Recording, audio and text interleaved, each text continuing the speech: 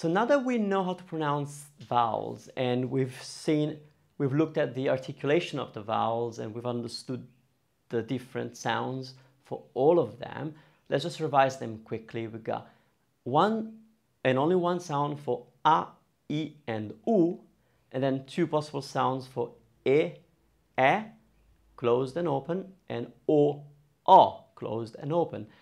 Now, when we recite the vowels, we only go through five sounds, and we say A, E, I, O, U. So this is what I was telling you earlier.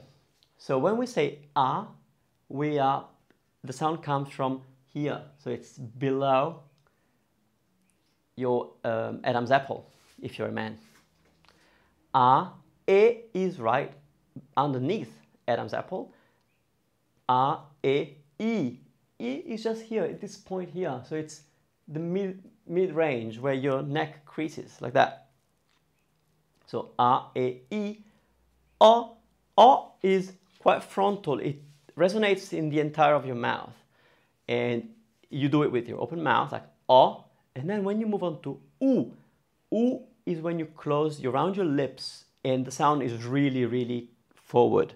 And so we have A, E, I, O, U. Okay, so that's a good exercise. But now we're looking at the most important element of the Italian language. That's a big thing. What will it be? So let's think about what could this big important thing be. Once you understand this and you put it together with what you understood about vowels, you are 80% done with understanding how to pronounce Italian well. So let's have a look what this thing is. Syllables. Syllables are extremely important. Syllables are the core of each word in Italian. So what is a syllable? Well, a syllable, normally speaking, is the combination of a consonant with a vowel. There are syllables made up of 3 sounds, even 4. Those are kind of, let's look at them as exceptions. But the basic syllable is a consonant followed by a vowel. Okay, we have syllables that are the opposite, so the vowel comes before, but like I said, let's go with the basic concept of a syllable, which is a consonant followed by a vowel. Each word in Italian is made up of many syllables in a sequence. Okay, let's have a look at the words that you know. Let's talk about food because that's the easiest thing that comes to mind to me. So take a word like spaghetti. You have 3 syllables there. You got spa, spa. Well, it's 3 sounds. That's a horrible example, actually. I should have thought about this before. I have my list, but I'm not looking. So spaghetti. So spa-ge-ti. 3 syllables. A word like Firenze. Firenze. 3 syllables. We looked at opera before. Opera. 3 syllables. There's shorter ones like caffè. 2 syllables. There's even shorter ones like ma, it means but, ma, it's just 1 syllable. So no matter how many syllables you have, there's going to be a vowel in each syllable. And so most Italian words have 4 syllables, which means Italian words are long, which means there's at least 3 or 4 vowels in each word. That means that you have to open up your mouth to emit the vowel at least 3 or 4 times in each word. So the difference, I'm going to use words that you have in your language, in English, that come from Italian because they're easier and you've heard them before. Take a word like cappuccino. Most people pronounce it right because that's just entered the English language and we hear it a lot and we're used to hearing it. But when you say cappuccino, the ka is very open and clear. The pu, cappu, the u is there, it's sharp. Cappuccino. You're actually pronouncing 4 syllables. Your goal as a speaker of Italian or as a learner of Italian is to really focus on those syllables, and whenever you see a word or you visualize a word, break it up into syllables, and that will help you pronounce every single syllable because if you're pronouncing every single syllable, you are pronouncing every single vowel. And if you're pronouncing every single vowel, you're doing a great job. So let's have a look at how can we practice syllables. So it's fairly easy. The exercise I will encourage you to do is take all the 5 vowels,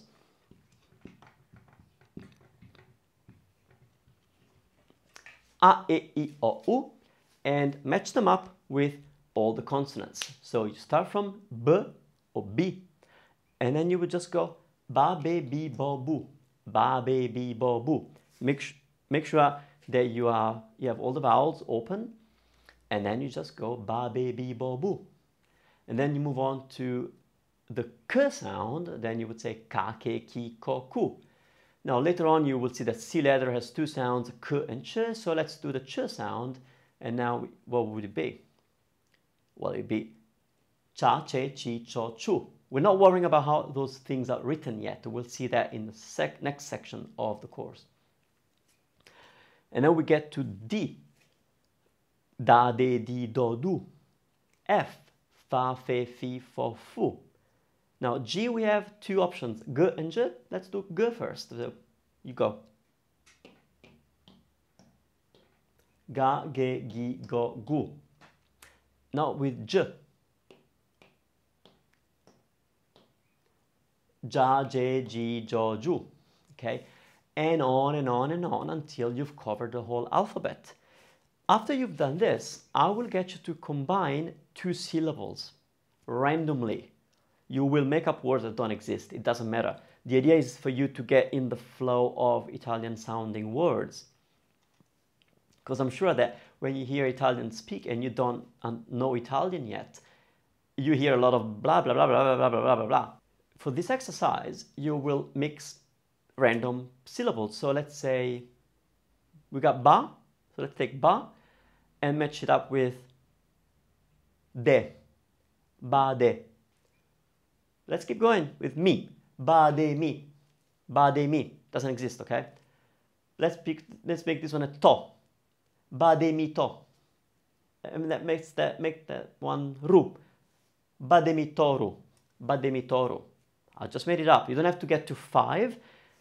You know, it's a good exercise. It's good enough if you can do 2 syllables, you know, like mado, remo. Does exist, look it up. Actually, let's do a little exercise on the spot. Now that you know you've only covered probably a third of the course, or even less probably. But let's see if, with the knowledge that you have now, if I said words to you that you don't probably know what the meaning is, but the exercise is for you to hear what I say and to say, okay, that's how it's written, and then go look it up on a dictionary. Because that's what you'll do. You'll hear words that you might not know, and then you can detect what the word is and either assume the meaning because you might say, oh, it looks like that word in English, or you know the context is helping you, or you might have to look it up, but you have to be able to detect the word. And oftentimes with foreign languages, we can't even hear what they said. So let's try. I'm going to give you a couple of words, okay? So the first word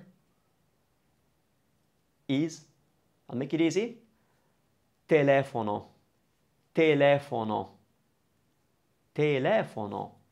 You probably know what it means. Now, there's a little trick there, because it sounds like an English word, but there's a combination of sounds, of letters there, PH, that doesn't exist in Italian, and you haven't seen this yet. But we have one letter in the Italian alphabet that sounds like F, and you know what it is. So how would you spell telefono? Now the next word is, it's a long word again, and it's pantalone, pantalone, pantalone. So write it down and look it up. And the third word is amore, amore, amore. And once more, amore. You probably know what it means. If you don't, look it up.